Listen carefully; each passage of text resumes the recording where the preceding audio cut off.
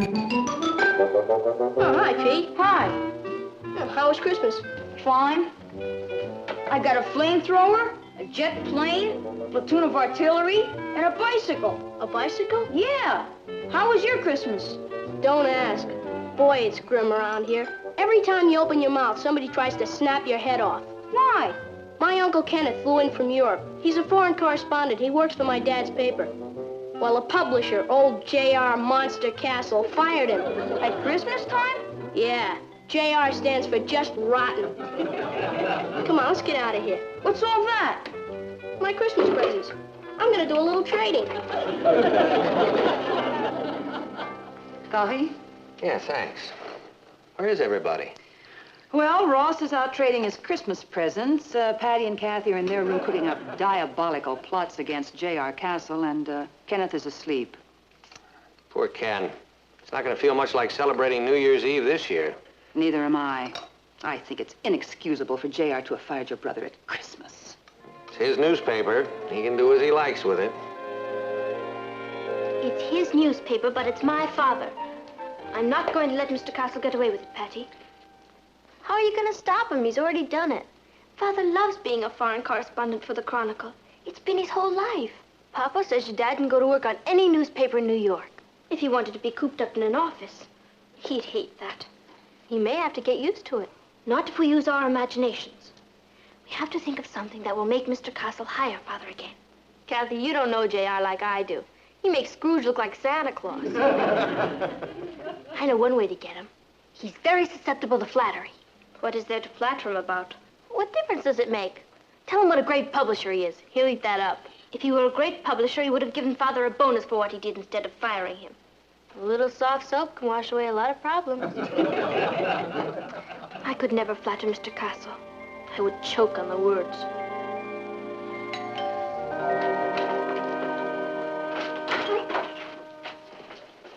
Morning, J.R. Good morning, Martin. I thought I'd pick you up so that we could ride over to the UN conference together. All right. JR is here, man your battle stations.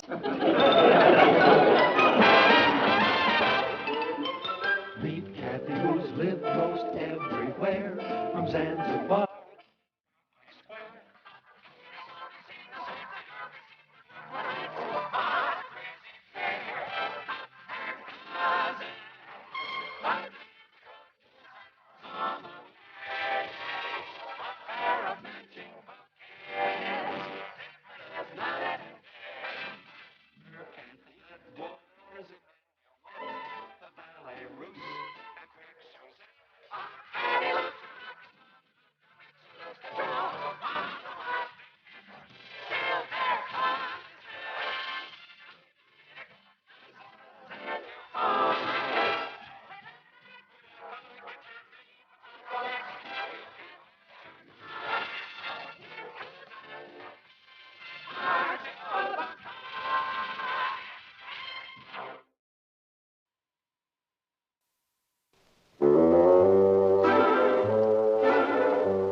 Good morning, Natalie. Good morning.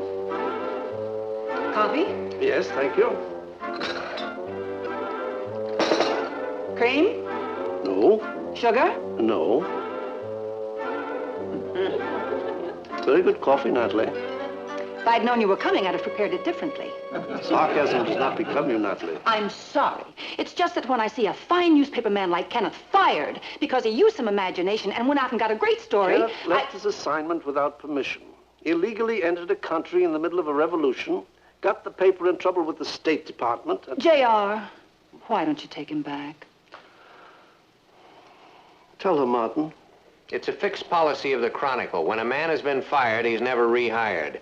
That's ridiculous. Natalie, you keep making coffee and I'll keep running my newspaper. Excuse me. She seems disturbed. She can't stand anyone making a fuss over her coffee. Look at my notes.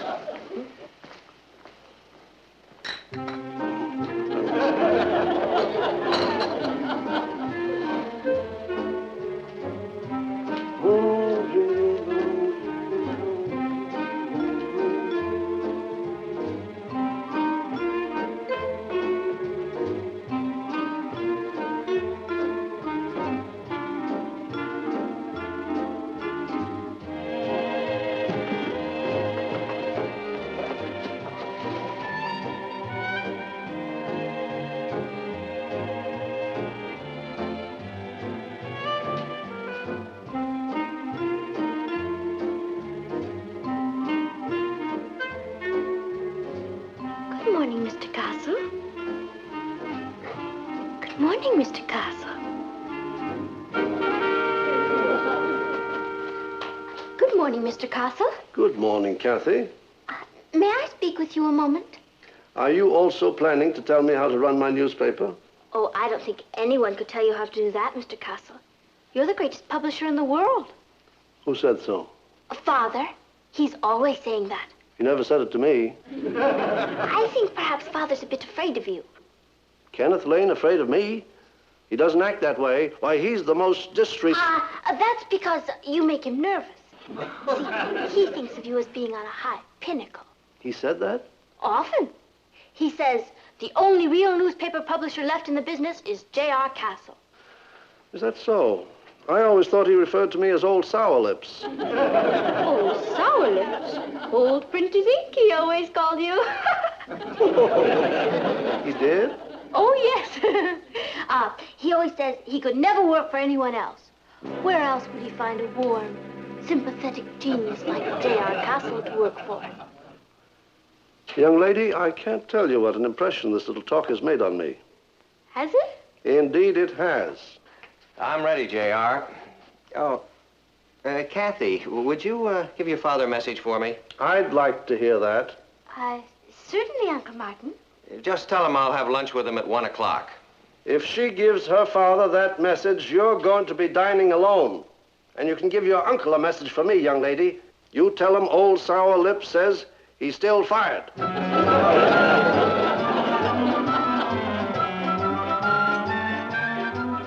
Boy, what a wuzza. What's a wuzza? J.R. Castle. You should have seen the deep freeze he just gave me. You should see the deep freeze he just gave me. And besides, there's nothing we can do about it. About what? About that wuzza. Yes, there is. When someone attacks my cousin Kathy, they're attacking me.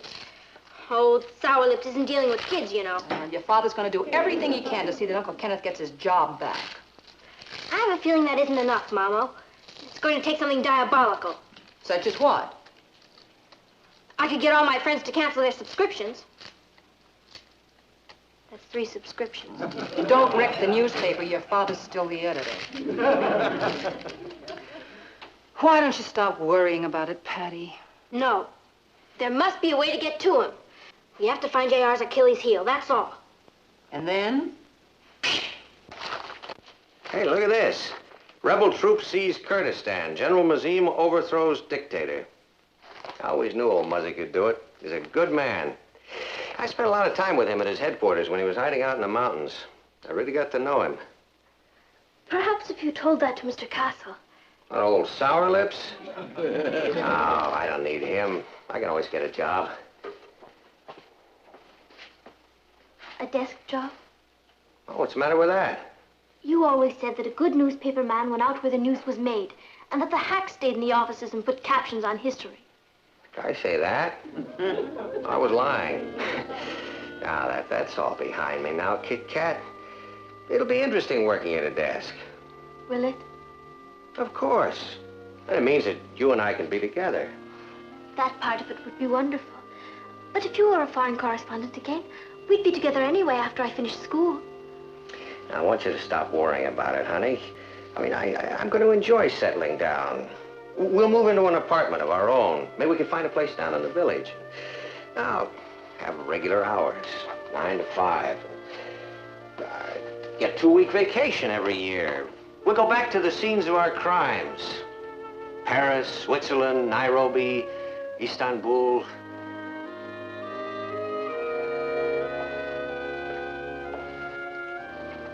In 2 weeks? It'll work out fine. You'll see. I'll come back for your tray.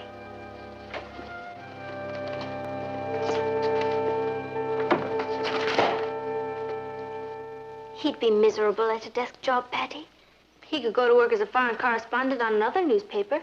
He loves the Chronicle. I think it hurt him very deeply when Mr. Castle fired him. He's very proud.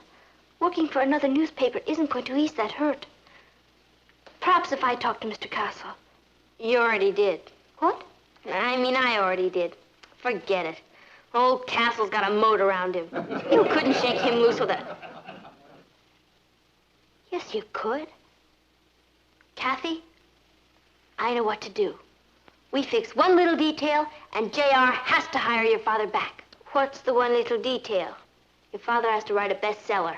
What? It's J.R.'s Achilles heel. He's always bragging about my men who have stormed the citadel of the literary world and written best-selling books. The influence of working under a good newspaper publisher can't be emphasized enough. But Father's never written a book. So what? He's the best foreign correspondent in the business, right? Right. He's had all kinds of fantastic adventures, right? Right. Last night he kept us fascinated for hours just telling us of a few of his experiences. All he has to do is put it down on paper. He'll be so famous, J.R. will come crawling to him to get him back. He could write about the time he had breakfast in the kitchen with the Prime Minister. Or about the crap game with the Shah where 20 wives changed hands. Or the time you escaped from the tribe of nomads in Tibet. It could be a great book, Father. Yeah, but I've never written a book, Kit Kat. I'm afraid I know you could do it, Uncle Kenneth. Listen, there's a big difference between being a reporter and sitting down and writing your memoirs. Will you try? Well, I suppose I could try. We've done it again. You can work upstairs. We'll move in a desk for you and some writing tablets and pencils and a typewriter. And we'll be very quiet. I can't believe it. We have a best-selling author in the family.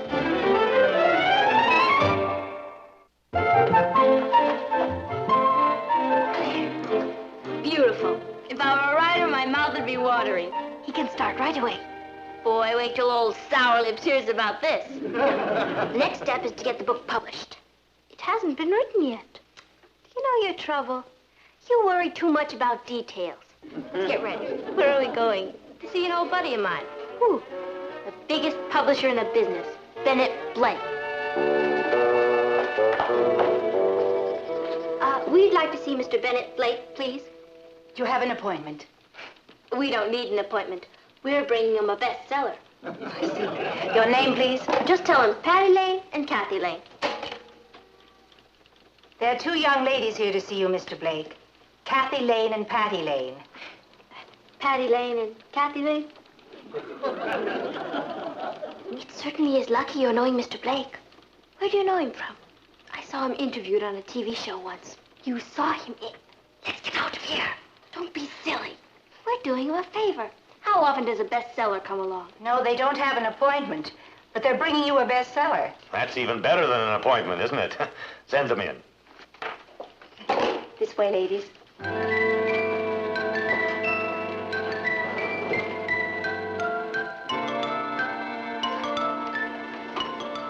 Good morning, ladies. You're Bennett Blake. Whom are you expecting? My secretary tells me that you've brought a bestseller. We didn't exactly bring it. It's at home being written. Oh, it's an unwritten bestseller. Which one of you is the author? Neither of us. It's being written by my father. I take it this is his first book. Yes, it is. And you're here to get a publication contract and a big advance, right? How did you know? Because I have a file full of letters from people who want the same thing. I'm afraid there isn't much point in this, ladies. But you haven't heard about Father's book yet. Don't. You look like nice girls. Let me give you some advice. There isn't any publisher that'll give an unpublished writer a contract for a book without a complete outline and at least 2 chapters written. But Uncle Kenneth's book is going to be a great book. I wish Uncle Kenneth luck. All right. We'll just have to take foreign correspondent to another publisher. Do that. Now I'll read it when it comes out. You'll find it on the bestseller list.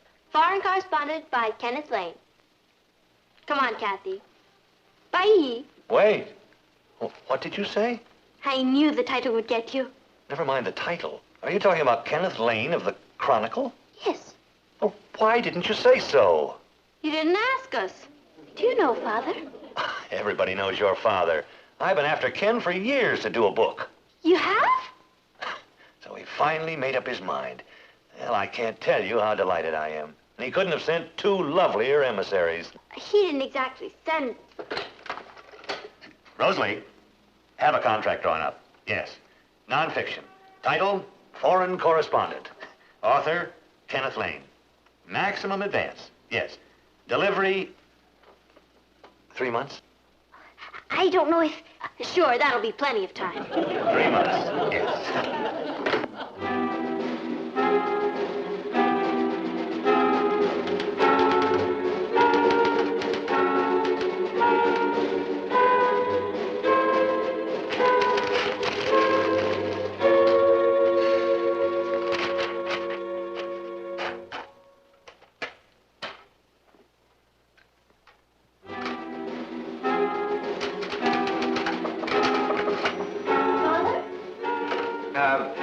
Just a minute.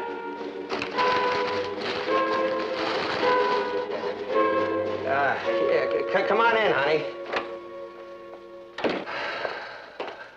How's it going? Oh, fine. You know, it's always takes a little time for these things to get rolling. I'm eager to read it. It's wonderful the way you've locked yourself in here. You've been working constantly. I'll bet you have a lot written. Kathy, you remember I said I didn't think I could write this book? And you were wrong, weren't you? Patty and I have a surprise for you. We got you a contract for your book with Bennett Blake. You didn't. Yes, we did. He was thrilled. I have a little surprise for you. When the contract comes, you can put it right in there.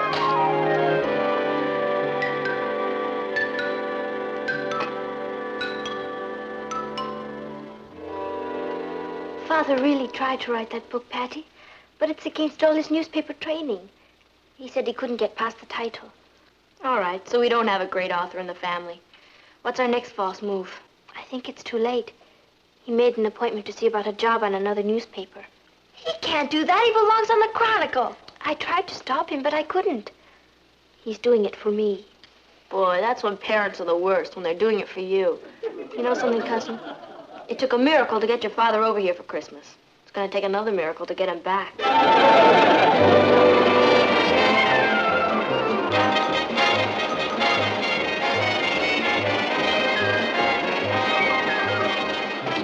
Martin. Yeah, what is it, J.R.? Where's Kenneth? Kenneth who? Your brother, Kenneth. Oh, that Kenneth. Well, I think he's probably still at home. Why? Well, he's too good a man to be sitting at home. You tell him to get his bags packed and take a plane for Kurdistan tonight. You serious? Do I seem to be filled with irrepressible levity? Get your brother on a plane tonight. Kenneth doesn't work for the Chronicle any longer. You fired him. Oh, that was merely a gesture of protest against this flaunting of authority. Why, Kenneth is the best foreign correspondent in the field. He knows I wouldn't fire him. He does. Somehow I can't see you as a Santa Claus, J.R. Now, why don't you tell me what's going on? Well, we just got this telegram. It seems General Mazim is willing to give an exclusive story on the inside of the revolution to Ken. Yes. It seems that while General Mazim was hiding out in the mountains, he and Kenneth became fast friends. Well, well. So by disobeying your orders, Ken pulled off the story of the year. Well, we won't go into that now. No. Of course, all the other papers and press services are after this story. Of course. But we are not going to let it get away from us. This is a top story. Top general flees army, hides in mountains, and overthrows government. This is the sort of thing that Pulitzer Prizes are made of. You tell that to Kenneth. You tell it to him. What? You fired him, you rehire him. I'll see if he's upstairs. But Martin, he's your brother. Don't you want to break the good news to him? No.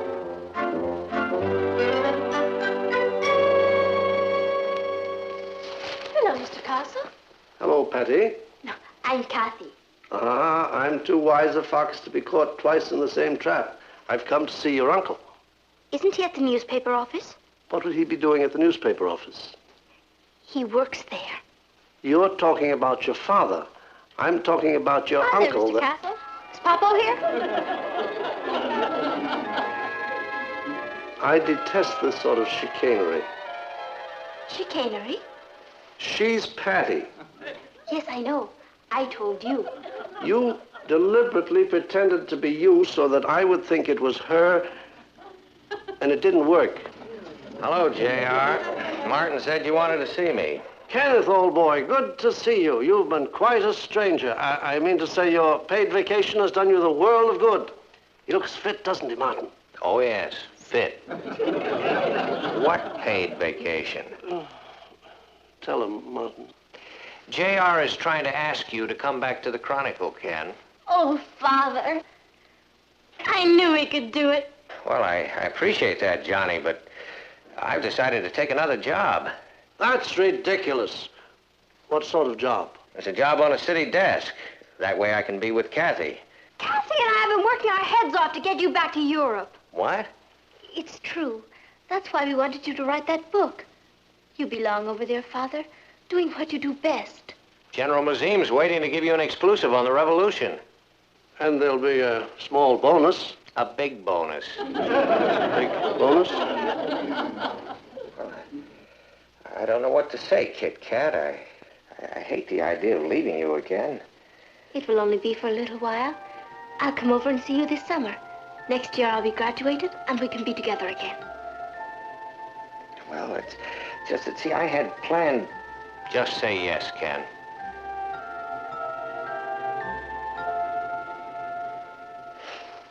All right. Cable the General not to talk to anyone till I get over there. Oh, thank you, Kenneth. Good man. Natalie?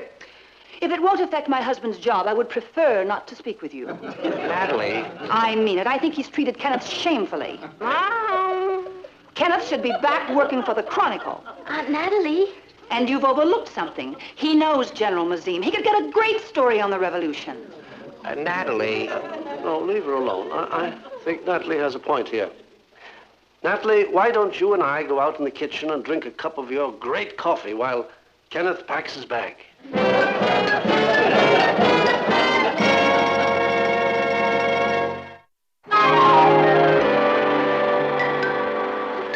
I put in some vitamins for you. You'll be sure to get plenty of rest. I promise, Kit Kat. And you wear the new sweater I bought you? The nights are awfully cold over there this time of year. Right. Anything else? Just please take care of yourself. I will. For both of us. I'll write you as soon as I can. Mr. Kenneth Lane? Mm-hmm. Thank you, sir. Your plane will be ready for departure immediately. Oh. Flight 607, now boarding at gate 17. That's you, Ken. Don't worry, Uncle Kenneth. We'll take good care of her for you. Oh, I know you will. If you get a chance, I wish you'd take another crack at that book, Uncle Kenneth. Oh, that's not for me, honey. Well, Happy New Year. Martin. Will passengers on flight 607 please board now? Happy New Year, honey. Fly the plane well, Dad. Happy New Year. I love you. I love you.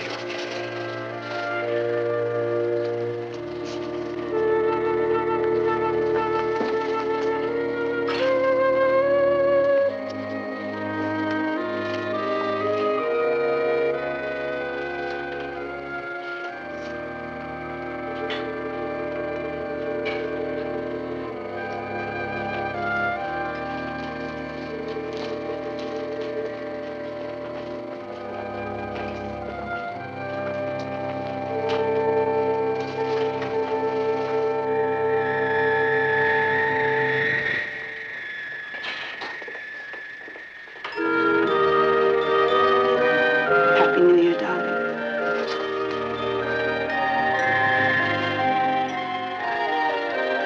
Gee, we made it through another one.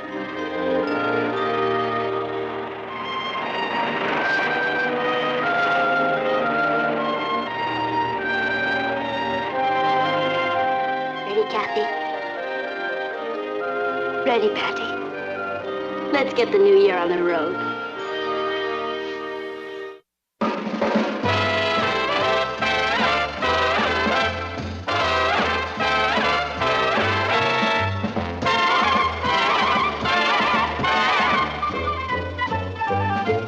Here's Kathy, who's lived most everywhere, from Zanzibar to Berkeley Square. But Patty's only seen the sights a girl can see from Brooklyn Heights. What a crazy pair, but they're cousins, identical cousins, and you'll find they laugh alike, They walk alike, at times they even talk alike. You can lose your mind when cousins are two of a kind.